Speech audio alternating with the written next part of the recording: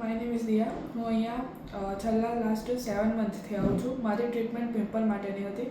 મંથમાં એક વખત આવવાનું હતું અને એમાં પીલિંગ અને જેટલા સેશન થતા તેમાં પીલિંગની ટ્રીટમેન્ટ હતી અને એનાથી મારા પિમ્પલ પણ સારા રહ્યા છે અને પિમ્પલ નોર્મલી મને જે પહેલાં થતા હતા એના કરતાં પણ સારા છે અને અહીંયાનો સ્ટાફ બેટર ટ્રીટમેન્ટ આપે છે.